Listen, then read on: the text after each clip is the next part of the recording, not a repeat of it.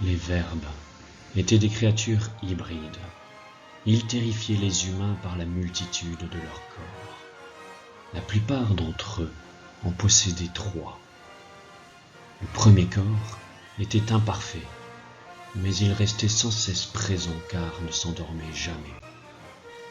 La racine du milieu était parfaite et toujours active dans les combats. Quant au troisième corps, il prend racine dans le supin, cette substance lénifiante qui rend vieux et passif. Ce dernier reste en retrait et se sent toujours dépassé. Ces verbes cherchaient sans arrêt la confrontation avec la race des noms, en les attendant souvent en fin de phrase.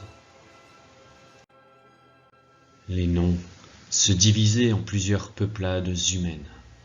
Il y avait tout d'abord la tribu des Cailles, qui, comme les Amazones, était principalement féminine.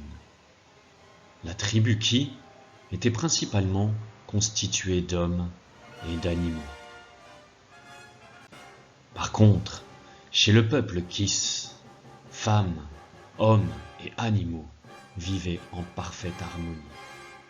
Ces 3 tribus occupaient une déclinaison différente des royaumes des noms, mais contrairement aux verbes, les noms n'avaient qu'un seul corps.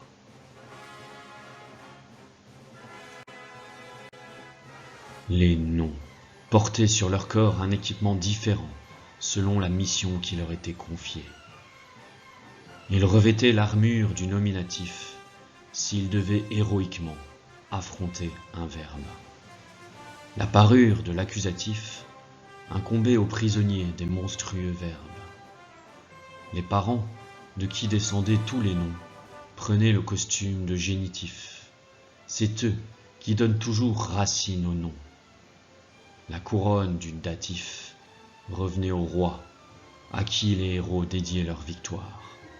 Enfin, les compagnons d'aventure, avec qui les héros combattaient les verbes, étaient parés de l'armure de l'ablatif. Ainsi, chaque nom gardait toujours le même corps et la même identité, mais pouvait changer de costume selon les rebondissements de la phrase. Les aventures de la phrase étaient souvent bouleversées par l'intervention des dieux. Ces immortels étaient invariables et gardaient toujours la même apparence. Les dieux de la coordination pouvaient provoquer de leurs flèches l'amour entre 2 verbes ou 2 noms qui avaient la même mission. Les verbes hybrides étaient souvent introduits par les dieux infernaux de la subordination. Mais heureusement, quelques noms, surtout ceux équipés de l'accusatif ou de l'ablatif, étaient défendus par les dieux protecteurs de la préposition. C'est dans cette lutte grammaticale intense que se crée depuis des siècles la mythologie gréco-latine. Mais souvenez-vous, sans monstre, il n'y a pas de héros. Alors, prêt pour le combat ?